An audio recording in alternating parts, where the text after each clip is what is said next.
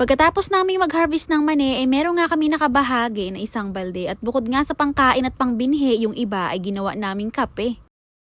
Nabanggit nga sa akin ng uncle ko na nagpapaani na nga daw siya ng mani at sabi ko nga makikibunot kami para kahit napapaano meron kaming makabahagi na kaunti na pangkain at yung iba naman ay pangbinhi. Kung napanood niyo yung video ko noong nakaraan na nandito rin kami sa bukid, ito yung sinasabi ko noon na mani na talagang malapit ng matuyot. Mga bandang alauna na nga dyan ng hapon na nagsimula kami sa pagbunot kasi kaninang umaga meron kaming pinuntahan at nakikain nga kami sa handaan dahil ngayong araw nga ay birthday rin kasi ng uncle ko. Kahapon pa nga daw sila dito nagpaumpisa na magpaani ng mani kaya lang hanggang ngayon ay hindi pa nga natatapos gawa ng iilan lang kasi sila dito na naghihimay. Nagbunot nga muna kami dyan na nagbunot ng madami at pagkatapos inipon muna namin dito sa may ilalim ng puno ng kamatsili at ngayon maghihimay naman kami ng maghihimay. Napaka-presko nga dito sa pinili namin na pagpwestuhan sa ilalim ng puno at saka hindi masyado nakakainip maghimay ng mani gawa ng marami kasi kaming kakwentuhan dahil marami kami ngayon dito. Yun nga lang kapag ka maghapon ka na dito na naghihimay at isang sako na ang naipon mo, siguradong kinabukasan kapag ka babalik ka pa at maghihimay ulit, makakaramdam ka na ng medyo pananakit sa mga daliri. Si uncle nga ay nagrereklamo na ngayon sa paghihimay kasi nga maghapon na siya kahapon na naghihimay dito. Medyo makulimlim din pala ang panahon ngayon dito sa amin at medyo umaambon-ambon na nga kanina at sana nga ay umulan para kahit napapaano ay mas lumambig pa ang paligid at saka para madiligan yung mga tanim na mga gulay. Medyo matagal lang din talaga bago ka nga makapuno ng isang sakong mani pero dahil meron ako mga kasama ngayon dito siguradong mabilis lang to. Medyo lumakas nga din dyan ng kaunti yung ambon kanina pero hindi pa rin ako umalis dito sa may ilalim ng puno kasi mabilis lang din na lumipas yung ulan. At habang abala nga kami dyan sa pag-ani ng mani, eto namang anak ko ay pumunta nga dito sa may gilid ng kubo at nangapa nga ng bildat. Malapit kasi dito sa may kubo ay makakakita ka ng parang ilog na hindi naman siya umaagos at makakakuha ka nga dito ng maraming bildat. Yun nga lang, kailangan mong mamili ng mga malalaki kasi marami dito ay mga maliliit na. At dahil nga maputi, katularin naman kaming sapat na tubig na panghugas sa kubo kaya naman pumunta na nga lang din sila dito sa may ilog. Malapit lang dito sa kubo at dito na nga nila hinugasan yung mga bildat na nakuha nila. Pagkatapos nilang linisan, bumalik na rin sila at diretso ihaw na rin nga kaagad yung ginawa nila. Tinimplahan na rin pala nila yan dyan ng asin at nung naluto na nga ay sinawsaw na lang nila yan sa suka at saka kinain. At kami naman dito sa may kabilang gilid, tuloy-tuloy pa rin kami dyan sa paghimay ng mani at nakakatuwa ay hindi mo masyadong ramdam ang pagod gawa ng marami ka kasing kakwentuhan. Mabilis lang namin dyan na natapos yung mga naunang nabunot kanina kaya naman nagbunot nga ulit sila dito ng panibago. Yung mga naani pala nila kahapon, yun yung mga medyo tuyot na pero magaganda pa rin naman ang mga laman. At eto nga mga hinaharvest namin ngayon, etong mga binubunot namin, green pa ang dahon at saka talagang magaganda ang kanilang mga laman. Nakakatuwa din pala magsagaraw sa ganito kasi yung iba matigas ang lupa kaya kapag ka binunot, yung iba niyang laman ay naiiwan kaya nakakatuwa din magsaid minsan. At fast forward nga tayo dyan kinabukasan pagkatapos naming mag-ani. Heto nga't umakyat na ako sa taas ng bundok at binilad ko na nga muna itong aming mga naging kabahagi o diba medyo marami-rami din. Halos 4 na araw ko nga rin yan na binilad at pagkalipas nga ng 4 na araw na yon ay nagsimula na kami dyan sa pagbalat. Una nga naming naisip na gagawin dito ay bibinhiin kaya lang napakarami naman ito kung bibinhiin kaya yung iba dyan ipangkain na rin namin. Hindi pala muna namin lahat yan binalatan kasi yung pambinhi hindi kailangan balatan at masisira kaagad yung kanyang mga puto. At ang gagawin ko naman pala ngayon dito sa mga nabalatan ko ay ibibilad ko muna ng isang araw at pagkatapos kinabukasan yung iba dito ay isasangag at yung kalahati niya naman ay ikakapi namin. Pagkatapos ibilad ng isang araw yung itsura niya ay medyo mapula na. Sa tindi naman kasi ng init ngayon parang maluluto ka na. Tuloy-tuloy lang ang paghalo ko dyan para pantay ang pagkakaluto kasi kapag ka pinabayaan ko, naku baka sunog kaagad yung kalahati. At dahil nga medyo marami to kaya naman yung iba dyan ay hiniwalay ko na kaagad. Sinangag ko lang talaga para meron kaming makain at manguya-nguya. At yung natitira naman na kaunti, eto nga ang sinunog ko. At ang gagawin ko nga ngayon dito ay babayuhin ko mamaya at gagawin naming kape. Tinahip-tahipan ko rin pala yan gamit yung bilao para matanggal yung balat niya na manipis. At pagkatapos nga niyan ay diretso ko na siya nilagay dito sa lusong para bayuhin. Nung medyo nadudurog pa lang siya, ang kulay niya ay brown. Tapos ngayon namang medyo napipino na siya ng kaunti, paitim na siya ng paitim at para nang lupa yung itsura. Hindi na siya pwedeng papinuhin pa ng sobra gawa ng magbamantika. Pwede na yan ganyan kaya naman nilagay ko na nga sa takore at sinalang na. At syempre kapag ka merong kape dapat meron pang kasama yan. Kaya naman nagluto nga rin ako dyan ng pancake. Meron pala kaming mga nagtatabas ng damo ngayon dito sa taas ng bundok at eto nga yung pamerienda ko. Pancake pancake at saka kape ng mani. Kung hindi nyo pa nasusubukan na magkape ng mani, naku, subukan nyo na kasi masarap. Ang lasa niya para sa akin ay para siyang tsokolate. Medyo may makikita ka nga lang na kaunting mantika sa ibabaw ng kape kapag kamani, pero masarap. Solve na naman nga kami lahat ngayong hapon dito sa bundok dahil sa minirenta namin. Talagang nagustuhan namin ang kape na mani, kaya subukan nyo rin. See you na for today's video. Thank you for watching!